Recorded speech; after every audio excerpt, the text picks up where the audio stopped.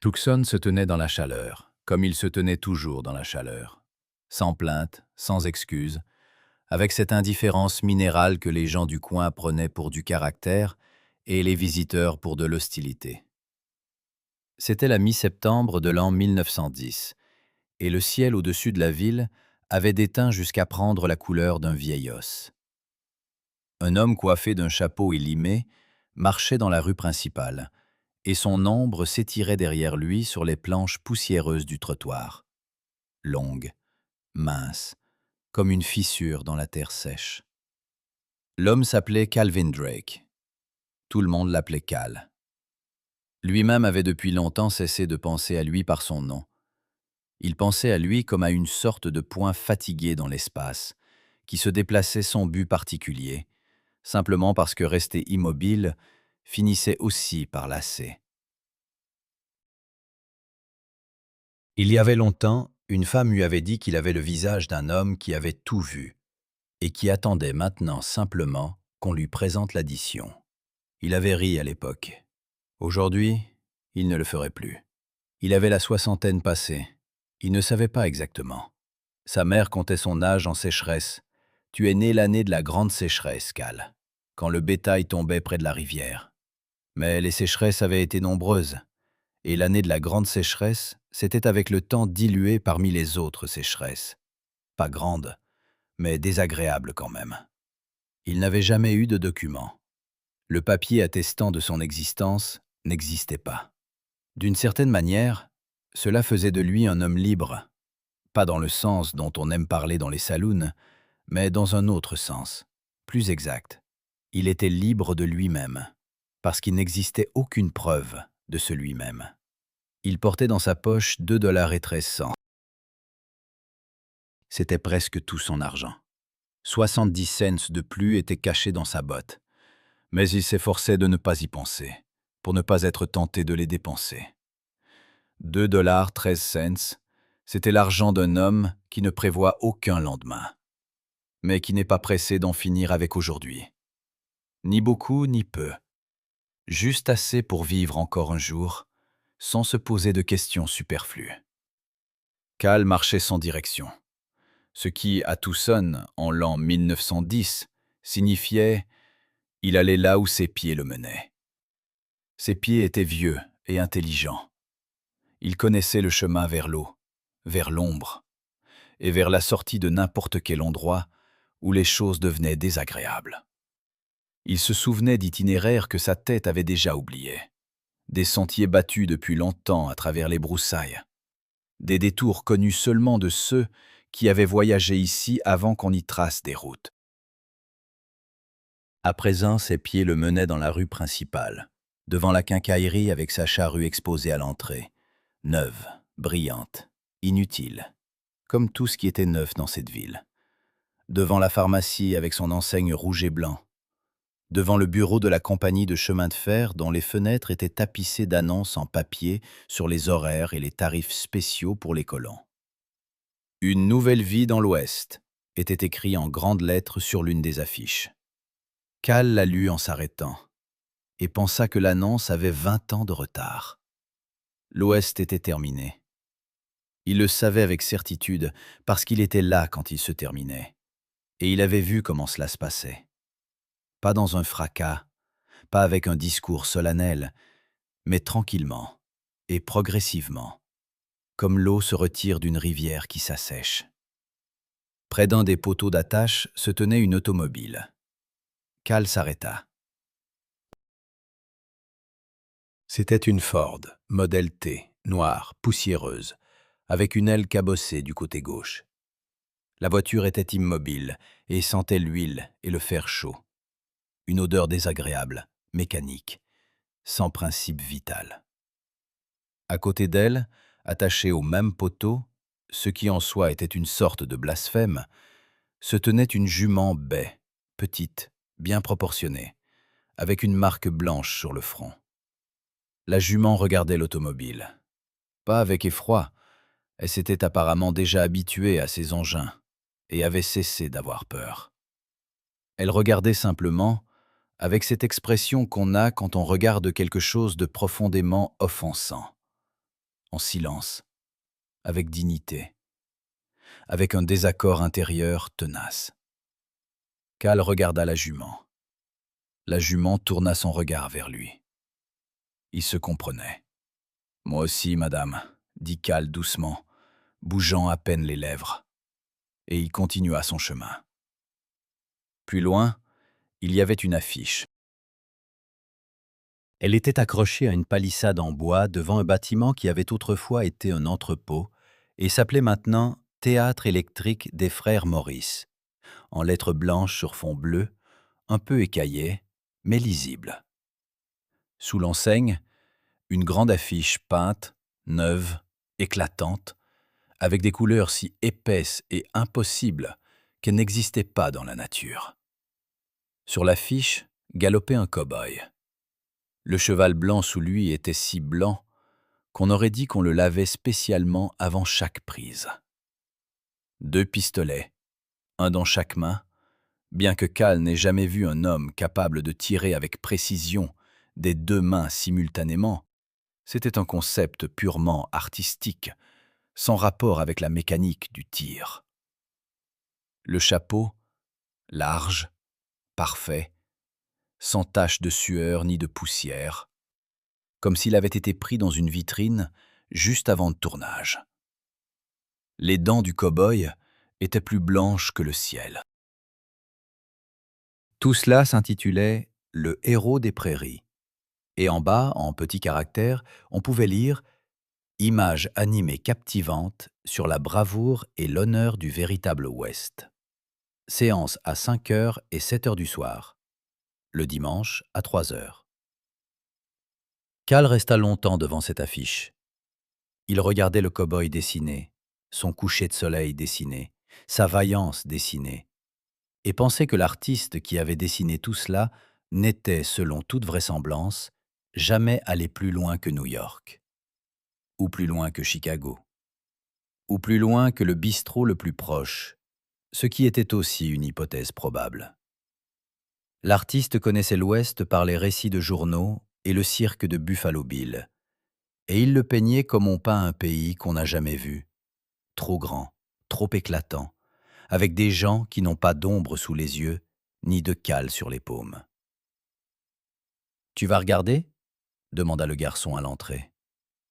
Cal se retourna. Le garçon avait environ 12 ans et mâchait quelque chose qui lui gonflait la joue comme celle d'un écureuil. Il regardait sans grand intérêt, il faisait simplement son travail, posait la question à tout le monde. « Combien ?»« 10 cents. Ça commence dans 15 minutes. »« Quel film ?»« Le héros des prairies. Il y a beaucoup de coups de feu, » dit le garçon, en ajoutant avec une nuance d'expérience personnelle, « et les chevaux sont bien. » « Les chevaux, » répéta Cal. Il regarda de nouveau l'affiche. Le cow-boy dessiné contemplait un lointain dessiné avec un air tel qu'on avait forcément envie d'aller là où il regardait. Cal connaissait ce lointain par cœur. Il y avait vécu 40 ans, et le lointain était merveilleux, mais pas comme sur l'affiche. Dans le vrai lointain, il y avait plus de poussière et moins de dignité. « Mon Dieu, Cal, » se dit-il, « à quoi tu dépenses ton argent ?» Il ne le savait pas lui-même. Mais l'argent était déjà dans la paume du garçon, et la paume se referma, et le garçon s'écarta pour le laisser entrer. La salle était sombre, étouffante, et sentait la sueur dont on avait saupoudré le sol, et la sueur étrangère qu'aucune sueur ne pouvait masquer. Il y avait 7 ou 8 rangées, de simples bancs en bois, sans dossier, sans coussin, avec la même philosophie fondamentale que tout le Sud-Ouest. Ta colonne vertébrale, c'est ton affaire. Les murs étaient blanchis à la chaux, et la chaux s'écaillait par endroits, révélant le bois sombre en dessous. Et dans ces endroits écaillés, il y avait une certaine honnêteté, comme un vieux plâtre fatigué de faire semblant d'être neuf. Une vingtaine de personnes étaient venues, à peu près. Au premier rang étaient assis des enfants, bruyants, dans l'expectative, se poussant du coude, et chuchotant avec cette animation particulière qu'on a en attendant quelque chose qu'on sait d'avance être bien. Au milieu, quelques couples, de jeunes hommes en chemise propre, des femmes en robe du dimanche, bien que ce fût un jour de semaine, ce qui signifiait une occasion spéciale, ou simplement l'envie d'être bien, sans raison. Quelques hommes seuls d'âge moyen, avec l'air de gens qui ont du temps, mais personne à qui le consacrer. Au dernier rang était assis encore un vieil homme, maigre, à barbe blanche, qui semblait déjà somnoler. Cal s'assit au bout du dernier banc, posa son chapeau sur ses genoux, regarda autour de lui. À côté de lui, à une place d'intervalle, était assis un homme d'environ 40 ans, en belle veste, bien coupée, avec une chaîne de montre, avec des mains qui ne travaillaient pas dehors. Un citadin, instruit, de ceux qui lisent les journaux et ont des opinions sur des choses qu'ils n'ont pas vues de leurs propres yeux. Il feuilletait quelque chose, un programme, une petite feuille avec un résumé et la liste des interprètes.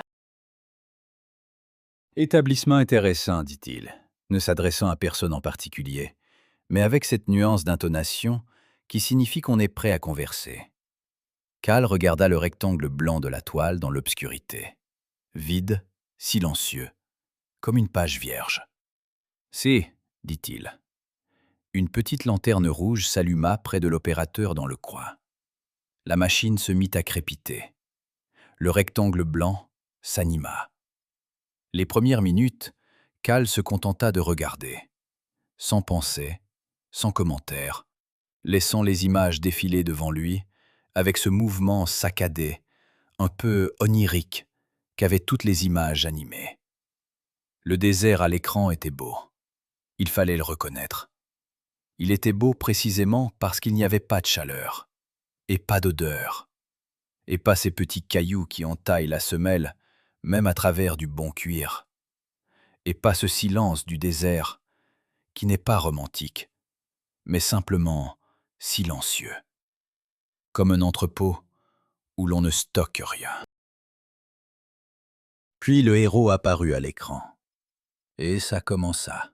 Il galopait à travers la prairie, facilement, librement, avec cet art qui n'est possible que lorsqu'il y a un opérateur avec une caméra à côté et un réalisateur avec un porte-voix, et que personne n'a galopé 40 miles sans eau. Le chapeau ne s'envolait pas. La poussière tourbillonnait joliment, en nuages réguliers, comme si elle avait été spécialement engagée pour ce rôle.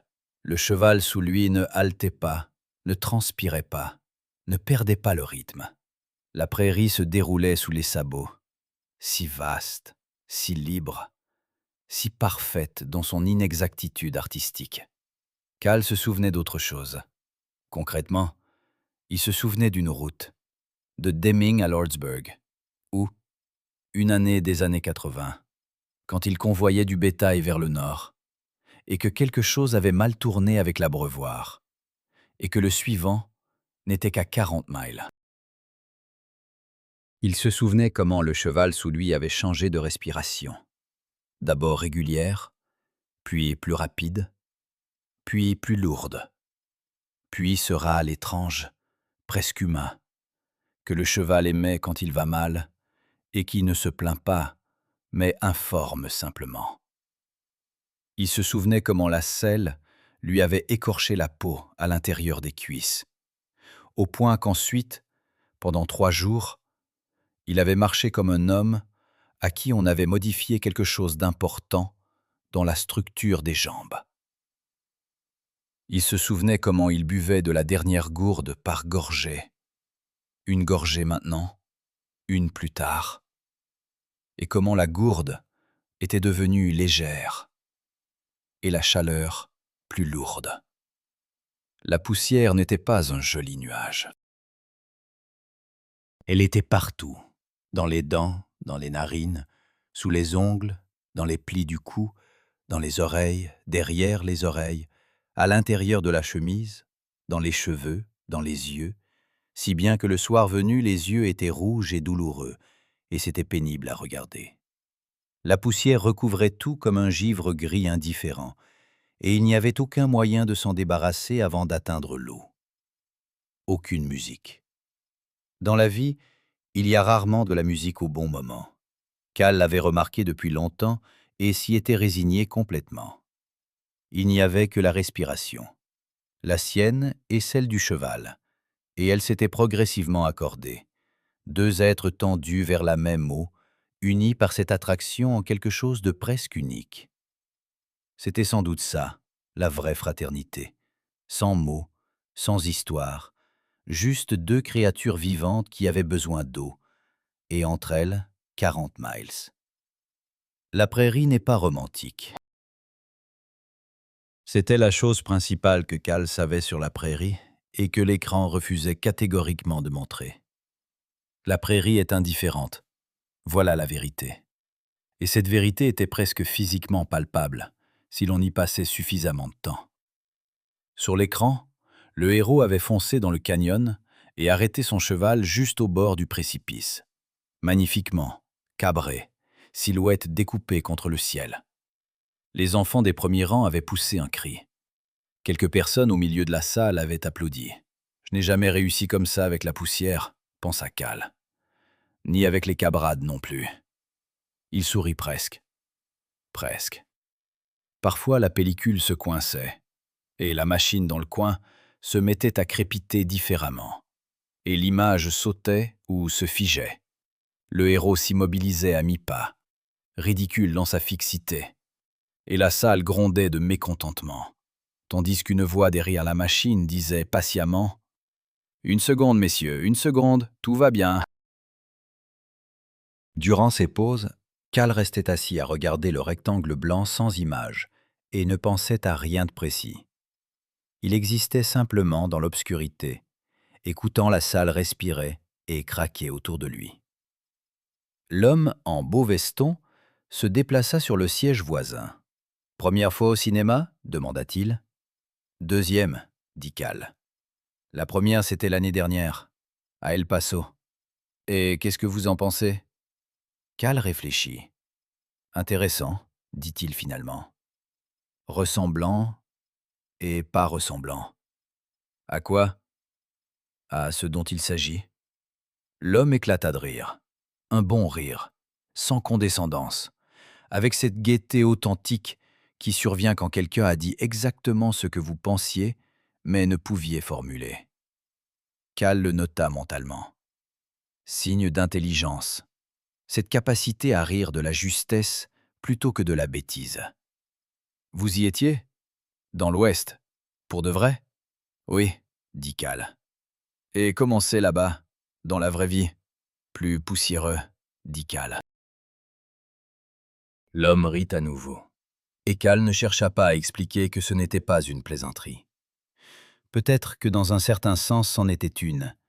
Tout dépend de l'angle de vue. Je m'appelle Harris, dit l'homme. Charles Harris. Je viens de l'Ohio. Je travaille pour une compagnie de chemin de fer. Cal, dit Cal. Juste Cal? Essentiellement, oui. Harris hocha la tête avec respect pour la concision. Et que faisiez-vous là-bas, dans le vrai Ouest? Je convoyais du bétail, dit Cal. Je gardais, je guidais, diverses choses. Ça ressemble à une vie, dit Harris sérieusement. Sans ironie, sans romantisation. Simplement comme une vie. Si, dit Cal, c'était une vie. La machine se remit à crépiter. Le projecteur s'alluma. L'écran reprit vie. Ça. Deuxième flashback. Sur la façon dont on tire. Les méchants sortirent dans la rue principale. Ils étaient trois, en chapeau noir, parce que le costumier ne s'embarrassait pas de symbolisme, et c'était honnête à sa manière. Le héros sortit à leur rencontre. La conversation qui dans la vie se serait terminée par un coup de feu à la troisième réplique dura longtemps ici, pour créer la tension, pour la musique, pour que les enfants aient le temps de retenir leur souffle. Puis le héros dégaina son pistolet, fulgurante, élégante, avec cette perfection du mouvement qu'on ne voit que chez les gens qui ont fait ce geste 100 fois à la répétition, non pas parce qu'ils se préparaient à tuer, mais parce que le réalisateur avait dit « C'est beau, Jack, encore une fois ». Seulement cette fois plus lentement. La caméra ne suit pas. Un coup de feu. Le méchant tomba. La salle applaudit. Cal regarda ses mains. Dans l'obscurité de la salle, les mains n'étaient que des formes sombres sur des genoux clairs. Il connaissait chaque cicatrice par cœur. Celle-ci, longue, sur la paume gauche, causée par du fil de fer. Un jour, il tendait une clôture. Le fil avait cassé et fouetté. Celle-ci, à la base du pouce droit, causée par un couteau, bien que ce fût la maladresse d'un autre dans l'obscurité, pas une bagarre. Et puis les articulations, gonflées de vieilles fractures. Un cheval était tombé sur lui une fois, sans méchanceté. C'était juste arrivé. Et la main gauche avait été cassée en 2 endroits. Et il n'y avait pas d'argent pour un bon médecin. Ils s'étaient débrouillés eux-mêmes, mal. Et l'os s'était ressoudé de travers. Et maintenant, par temps froid, cette main le lançait d'une douleur sourde et lancinante qu'il ne remarquait plus, comme on ne remarque plus un bruit constant. Il avait tiré sur des hommes 2 fois. La première fois, à Silver City, vers 78 approximativement. Il avait alors une vingtaine d'années, et quelques, encore une fois approximativement, et il travaillait comme adjoint du marshal, ce qui signifiait concrètement ceci. Le marshal recevait un salaire et du respect, et lui recevait de la gratitude et parfois à boire. Le marshal était un homme pas mauvais, simplement occupé. Au poker principalement, ce qui se comprend, si l'on comprend que le salaire était maigre et que les cartes tournaient bien. 2 types avaient débarqué en ville. Ils buvaient depuis 1 semaine d'affilée avec ce professionnalisme systématique qui distingue les gens qui ont de l'argent et aucun autre usage à en faire que boire et faire les 400 coups. Au terme de cette semaine, ils avaient abattu un blanchisseur chinois, parce qu'il aurait mal lavé une chemise, soi-disant. Le marshal avait dit à Cal « Occupe-toi de ça, j'ai une main en or ». Cal s'en était occupé. Il avait trouvé les 2 types dans le saloon, leur avait annoncé qu'ils étaient en état d'arrestation au nom de la loi. Ça sonnait bien, il avait répété. Et l'un d'eux s'était mis à rire et avait commencé à porter la main à sa ceinture. Cal avait tiré. Raté. De peur, sa main tremblait tellement que la balle était partie quelque part dans le miroir derrière le comptoir, qui avait volé en éclats avec un merveilleux tintement cristallin et prolongé, et tous ceux qui se trouvaient dans le saloon s'étaient jetés au sol ou derrière les tables. Et dans cette confusion, ces 2 arrestations étaient sorties par la fenêtre de derrière. Cal se tenait devant le miroir brisé et se regardait dans ses éclats. Une multitude de petits Cal, décontenancés, un pistolet à la main. Ensuite, le marshal lui avait demandé si tout allait bien. Cal avait dit « Tout va bien, ils se sont enfuis ». Le marshal avait dit « Dommage, il y avait une belle récompense ». Cal avait dit « Toutes mes condoléances ». La carrière d'adjoint au marshal s'était achevée là. Pas de son fait, mais l'issue était prévisible. La deuxième fois, 3 ans plus tard, dans un endroit qu'il ne nomme pas, même en pensée. Mentalement, il l'appelle simplement « là-bas ». C'est suffisant. Ce mot porte tout ce qu'il faut porter. Là-bas, il avait touché sa cible. Il n'y avait pas eu de tremblement, pas eu de peur. Il y avait eu autre chose. Une précision froide, venue d'en bas, dessous tout ce qui était superficiel, comme l'eau sort du rocher. Il avait pressé la détente et touché sa cible. Et ensuite, il avait regardé ce qu'il avait fait, et pensé que c'était irréversible désormais, et que c'était juste, et que c'était dommage quand même. Il n'y pense pas souvent. Simplement, parfois, quand il est allongé dans le noir sans dormir, il se souvient non pas du visage de cet homme, mais du bruit. Comment tombe un homme?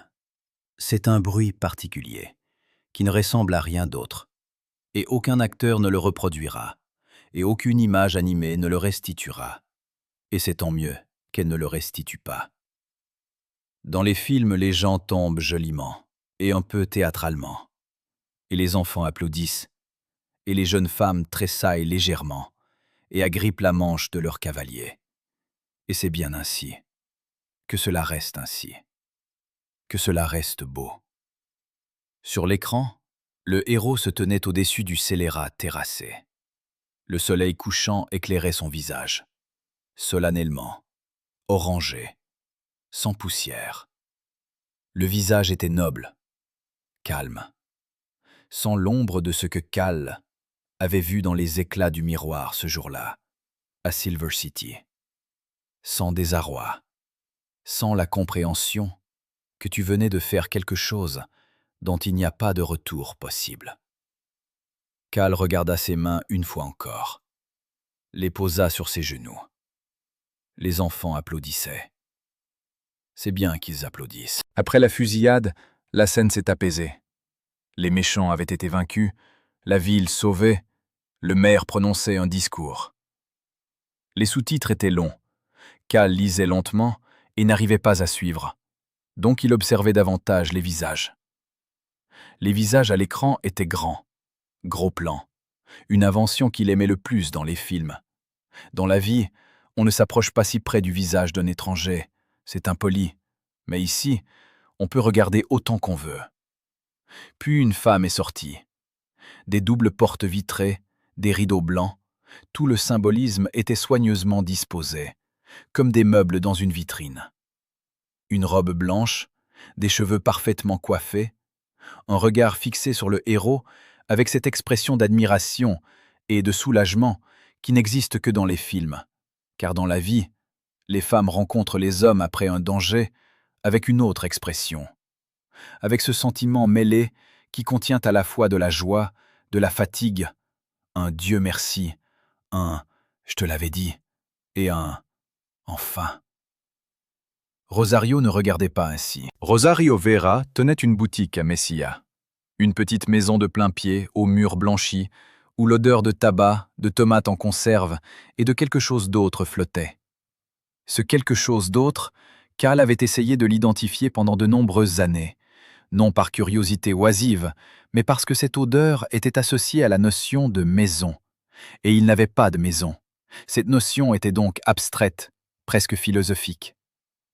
Puis il avait décidé que c'était l'odeur d'un endroit où les gens vivent longtemps au même endroit et ne sont pressés nulle part. Cette odeur de sédentarité, de stabilité, d'enracinement. Une odeur rare dans ces contrées.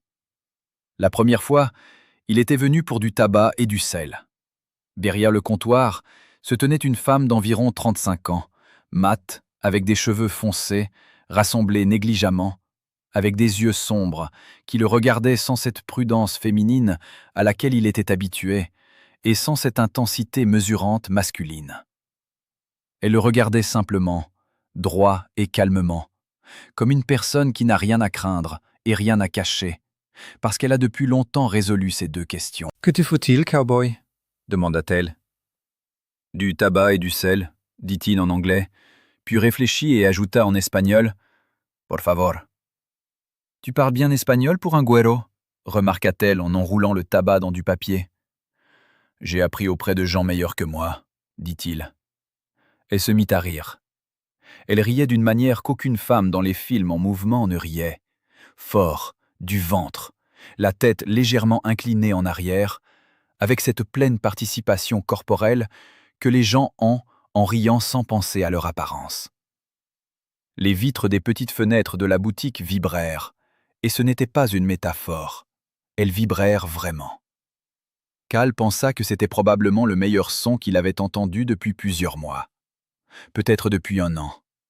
Peut-être même plus longtemps. Il s'arrêtait à Messilly 1 ou 2 fois par an, parfois plus si le trajet passait à proximité, parfois moins s'il ne passait pas, et qu'il n'avait pas le temps ou l'envie de faire un détour, bien que l'envie devenait à chaque fois un argument de moins en moins convaincant. À chaque fois, il entrait dans la boutique. Parfois, il achetait quelque chose, du tabac toujours, du café s'il était bon, parfois des conserves pour la route. Parfois, il n'achetait rien, se contentant de s'appuyer sur le comptoir et de discuter. Rosario lui racontait les nouvelles de la ville avec ce mélange habile de faits et d'interprétations qui caractérise un bon narrateur. Voilà que le padre dit une chose, mais tout le monde sait une autre, et cela en soi est une histoire. Voilà que Don Ernesto construit une nouvelle maison, et tout le monde regarde et se demande d'où vient l'argent, et personne ne pose de questions. Voilà que la veuve Castillo a de nouveau un feu qui brûle jusqu'à minuit, et c'est soit de l'insomnie, soit un invité dont on ne parle pas. Elle racontait tout cela avec une douce ironie d'une personne qui aime ses voisins de cette manière, les voyant à travers, sans illusion, et c'est pourquoi de manière véritable et non picturale. Il lui racontait ses voyages, ce qu'il avait vu, où il était allé, ce qui était drôle ou effrayant. Elle écoutait bien, sans faire semblant d'écouter, mais véritablement, avec cette attention qui donne à une personne le sentiment qu'elle est importante. Pas importante de manière romantique, pas importante de manière significative, juste importante.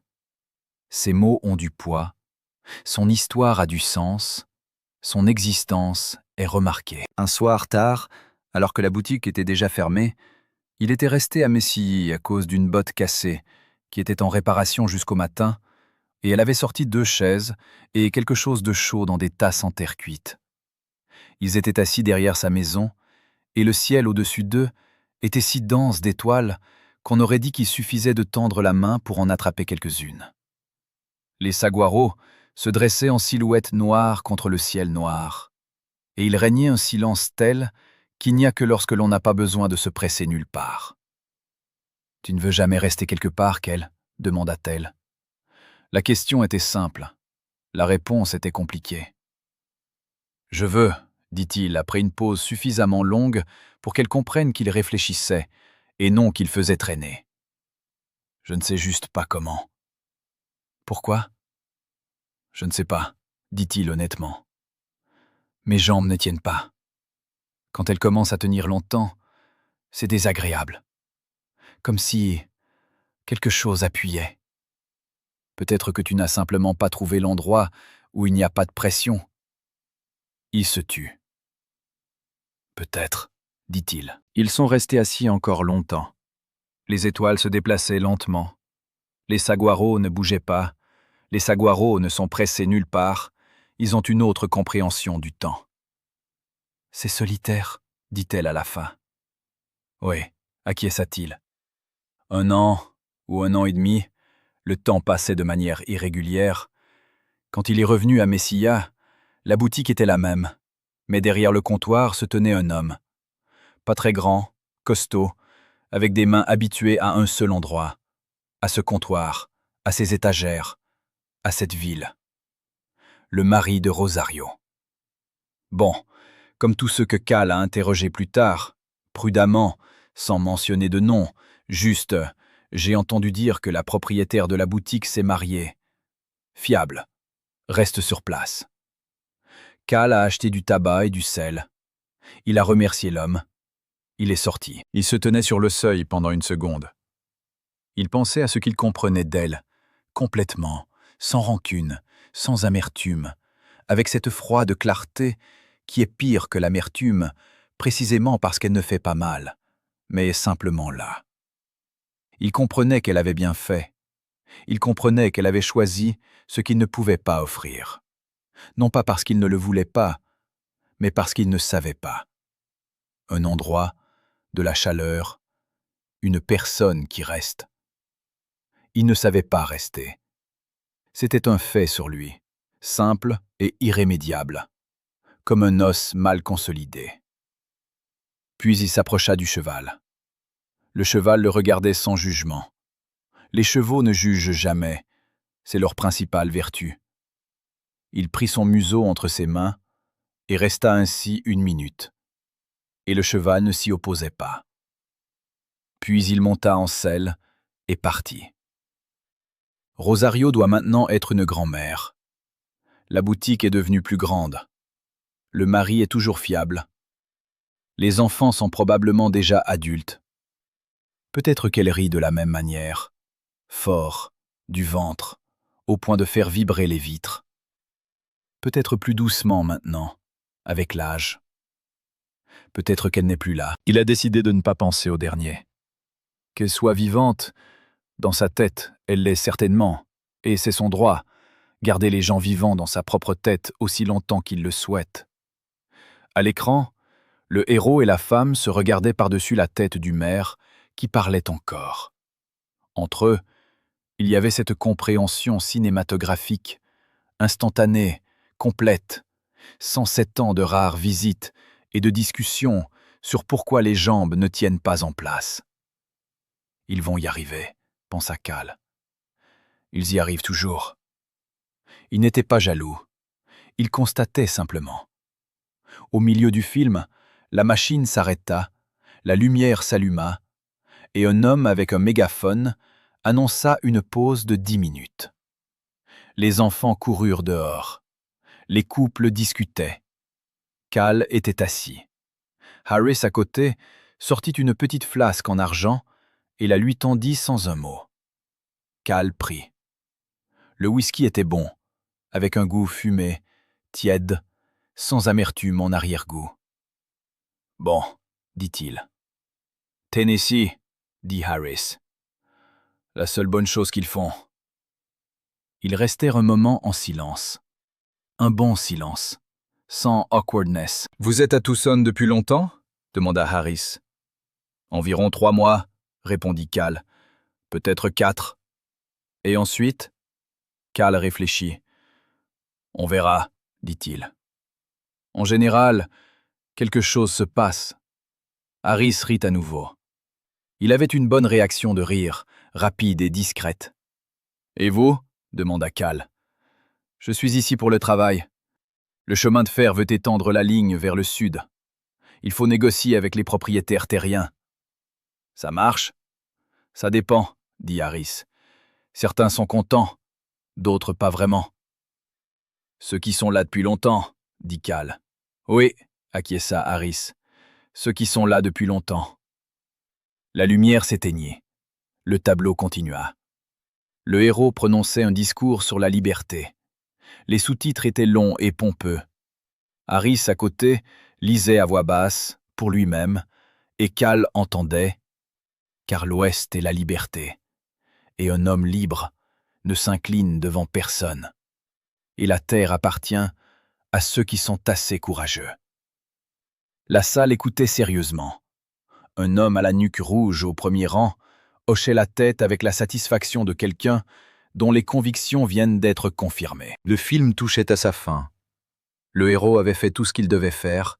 Il avait démasqué, vaincu, sauvé, corrigé. Il n'y avait plus de méchants. L'injustice avait été éliminée avec une telle minutie que l'on ne trouve que dans les films et les rêves. La fusillade finale était longue et belle, avec de nombreux tirs. Cal comptait, il avait perdu le compte au 18e. Le héros avait une arme à 6 coups, et c'était déjà la 3e fois qu'il ne rechargeait pas. Des détails de ce genre l'irritaient modérément et avaient depuis longtemps cessé de l'étonner. Puis tout se tut. Le héros se tenait seul dans la rue principale. Le vent fouettait son chapeau, modérément, artistiquement. Le soleil se couchait exactement comme il se couche dans les films, orange, solennel, sans poussière et sans odeur de pierre chaude, sans cette bande gris-violet à l'horizon, sans insectes dans l'air chaud. Le héros regardait au loin, avec l'air d'un homme qui voit ce que les autres ne voient pas. Peut-être voyait-il, peut-être regardait-il simplement là où le caméraman avait placé la caméra. Puis une femme est venue. Elle s'est tenue à côté. Elle a pris sa main, et il a permis. C'était le geste d'un homme qui comprend ce qu'on lui propose et l'accepte. Puis il est monté sur un cheval blanc. La femme le regardait s'éloigner, avec cette expression qu'il est difficile de nommer, car c'est un mélange de beaucoup de choses. Fierté, perte, amour, humilité. Qu'elle la regardait et pensait que c'était probablement le visage le plus vrai du tableau. Ce visage, cette expression. Le héros diminuait dans le rectangle blanc de l'écran. Une petite silhouette contre un grand coucher de soleil. Un point. Rien. L'écran s'est éteint. La salle a applaudi, d'un seul coup, avec plaisir. Une jeune femme au premier rang s'essuyait les yeux, sans se presser, sans honte, car pleurer au cinéma était normal et juste. Les enfants étaient déjà impatients de sortir pour jouer à la fusillade avec des bâtons. Un homme à la nuque rouge tapotait l'épaule de son voisin. Harris, à côté de Kell, applaudissait avec retenue, 2 fois. Puis Harris s'est tourné vers Kell. « Alors, comment c'était ?» Kell a réfléchi. « Les chevaux sont bons, » a-t-il dit. Harris a ri une 3e fois, plus fort que les 2 précédentes. Et Kell a ri aussi. Pas beaucoup, doucement, dans sa moustache, comme rit une personne qui n'a pas ri depuis longtemps et a un peu oublié comment faire, mais se souvient de la manière. C'était quelque chose, ces quelques secondes de rire dans une salle sombre, après un film sur un Ouest inexistant, à côté d'un homme de l'Ohio. Il y avait quelque chose de réel là-dedans. Tout le monde se levait et partait. La salle bourdonnait de conversations, sur le film, sur le héros, sur le fait que quelqu'un avait vu cela dans la vraie vie. Personne ne demandait l'avis de Kell, et il ne proposait rien. Harris s'est levé, a mis son chapeau, a boutonné sa veste. « C'était agréable, » a-t-il dit. « À vous aussi. Vous restez longtemps à Tucson ?»« Probablement, » a dit Kell. Harris a hoché la tête, avec ce respect particulier que l'on a pour les gens dont la vie est si différente de la vôtre qu'on n'a pas envie de donner des conseils. Il a tendu la main. Kell a serré. La main de Harris était ferme, urbaine. « Bonne chance à vous, Kell. Et à vous avec le chemin de fer. » Harris est parti. La salle se vidait rapidement. Les gens se dépêchaient. La vie les attendait dehors. Une vie à laquelle il fallait revenir. Kell était assis et ne se pressait pas, car il n'y avait nulle part où se dépêcher, au sens où il n'y avait tout simplement nulle part. Le nettoyeur est apparu derrière le rideau, un jeune Mexicain d'environ 20 ans, avec un balai et le visage d'une personne qui travaille pour peu d'argent et qui le sait et qui l'accepte comme un fait de sa vie, pas comme une tragédie. Il a commencé à balayer méthodiquement entre les rangées. Arrivé au dernier banc, il s'est arrêté. Il a regardé Kell. Les vieux restaient parfois assis après la séance. Kell l'a compris par le regard, qui n'exprimait aucune surprise. Juste le regard d'une personne vivante sur une autre personne vivante. « Ça va ?» a-t-il demandé. Kell a pensé au tableau. À l'ouest dessiné, poussiéreux à sa manière, dur à sa manière, avec l'honneur et la lâcheté répartis selon des règles que la vie n'avait jamais acceptées. Au héros qui chevauchait vers le coucher de soleil, qui n'existait pas. Au cheval blanc, qui n'a jamais renâclé.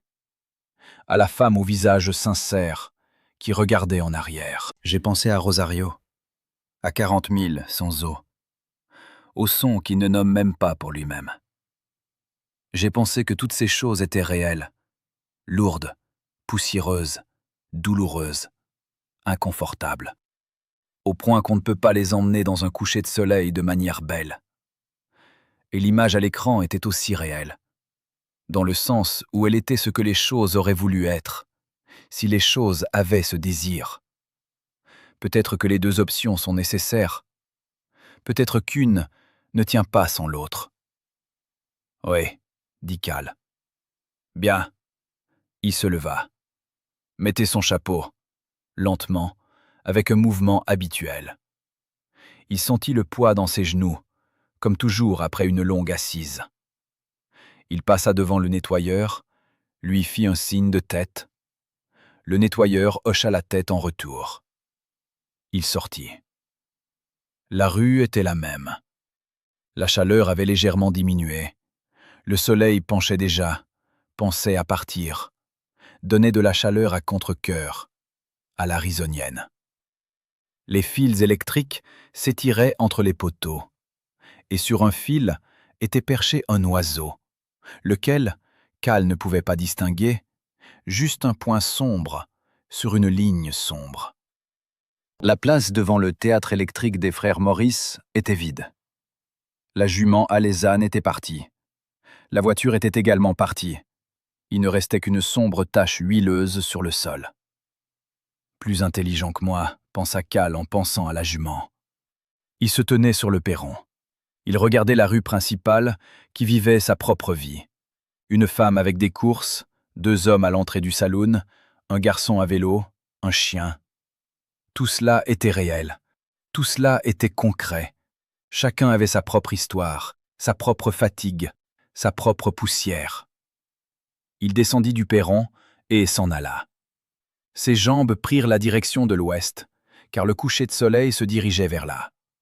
Il marchait lentement, non pas parce qu'il n'avait pas de raison de se presser, bien que ce soit aussi vrai, mais parce qu'en marchant lentement, on voit plus. On remarque les fissures dans les planches du trottoir. On remarque comment son ombre s'étire derrière soi. On remarque les odeurs, la poussière, le fumier. Quelque part, on fait frémir de la viande, du café provenant de portes ouvertes. Ces petits détails de la vie, dont la vie est en grande partie faite, ne proviennent pas des coups de feu et des couchers de soleil, mais des fissures dans les planches et de l'odeur du café. À quelques pâtés de maisons, les façades en bois devenaient plus rares. Des maisons en adobe avec des toits plats, puis simplement de la terre avec des constructions éparses. Et l'odeur de la ville s'estompa, tandis que l'odeur du désert s'intensifia, sèche, avec une note amère d'absinthe, avec cette sécheresse particulière qui n'est pas désagréable, mais honnête. Derrière la dernière maison, la route s'en allait vers l'espace ouvert. Cal s'arrêta là où la ville s'achevait. Le soleil pendait au-dessus de l'horizon occidental, son bord inférieur touchait déjà le sol, et le ciel commençait à changer. Pas d'une manière orange solennelle, comme sur un écran. Vraiment, orange-gris, avec de la poussière dans l'air, qui rendait la couleur épaisse et légèrement enflammée. Et avec cette bande à l'horizon, où le ciel passe à la couleur de l'ancien pourpre, et avec la première étoile qui se manifestait déjà. Pas là où on l'attend, un peu à droite. Il n'y avait pas de mot pour cette couleur dans sa langue. Cal enleva son chapeau. Il se tenait la tête nue. Le vent, doux, du soir, déjà un peu frais, passait dans ses cheveux. Une vieille habitude, dont il ne se souvenait pas d'où elle venait, enlever son chapeau devant des choses plus grandes que soi. Le coucher de soleil était plus grand. Le désert était plus grand. Le ciel au-dessus de d'eux n'était pas du tout à leur taille. Il pensait à la peinture, au héros qui était parti dans un coucher de soleil dessiné et qui rentrerait chez lui en tramway dans 1 heure. Il pensait à Rosario, qui, peut-être, riait maintenant si fort que les vitres tremblaient. Il pensait aux 40 miles sans eau, au son qui ne pouvait pas être reproduit, à la jument alezane qui était partie avant lui. Puis il mit son chapeau, et il marcha, pas vers le désert, non. Ses jambes n'étaient plus faites pour le désert seul et sans eau. Il marcha le long de la frontière, là où la ville se termine et où la terre commence, vers sa chambre avec une fenêtre à l'est. Ce n'était pas la meilleure chambre, mais le lit était assez ferme pour que son dos ne perde pas sa qualification. Il marchait vers l'ouest, non pas parce qu'il y avait quelque chose d'utile, mais parce que le soleil allait là aussi, et c'était au moins une certaine compagnie. Il était bon de marcher. Le corps aimait être en mouvement. Cela faisait longtemps que Cal l'avait remarqué. Le corps était vieux et comprenait sa condition, mais ne se pressait pas à se plaindre. Les genoux faisaient mal, comme d'habitude, le dos tenait bon, la respiration était régulière. Le corps avait vécu 60 ans et quelques dans des conditions difficiles, et on avait tiré la conclusion que se plaindre était inutile. Et donc, il ne se plaignait pas. Cal respectait cela dans son corps. Derrière lui, Tucson allumait les premières lumières, jaunes, silencieuses, électriques. Devant, le ciel s'assombrissait, et les étoiles sortaient une à une, sans hâte, avec cette certitude que l'on fait quelque chose depuis des dizaines de milliers d'années, sans voir de raison de changer l'ordre. Quelque part à Mesilla, Rosario riait peut-être pendant le dîner, et les vitres tremblaient. Quelque part dans une salle sombre, un cow-boy dessiné sur un cheval blanc chevauchait vers un coucher de soleil, dessiné encore et encore, à 5 heures de l'après-midi et à 7, le dimanche à 3. Et le coucher de soleil était toujours orange, et le cheval toujours blanc, et la poussière toujours belle. Cal marchait. L'ombre s'étirait derrière lui, longue et fine, comme la trace laissée par une personne lorsqu'elle s'en va là où personne ne l'attend, mais où personne ne la chasse non plus. Juste là où vont les jambes, parce que les jambes sont vieilles et sages, et elles se souviennent du chemin vers l'eau, vers l'ombre, et vers la sortie de tout endroit où il devient désagréable. Et elles se souviennent aussi du chemin vers la maison, même si la maison n'existe pas, et qu'elle n'a jamais vraiment existé, et peut-être que c'est normal. Peut-être que certaines personnes vivent sans maison, comme certains oiseaux vivent dans les airs, non pas parce qu'ils n'ont nulle part où se poser, mais parce que dans les airs, ils se sentent mieux. Ou pas mieux. Juste plus habitués. Les étoiles sortaient une à une. Elles n'en avaient rien à faire.